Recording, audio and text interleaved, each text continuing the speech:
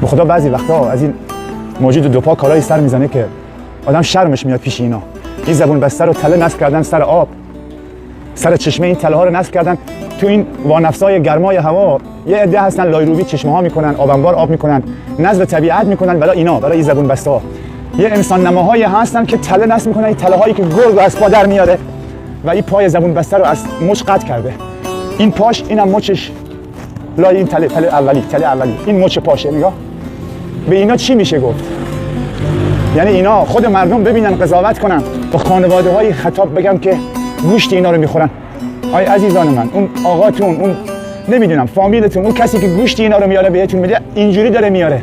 نخورین، به خدا نخورین. ببینید این حق حیات نداره، این رفته که آب بخوره. این شده سرنوشتش. حتی اگه زنده هم بمونه نصف پاش نیست، نصف پاش رفته تو تله.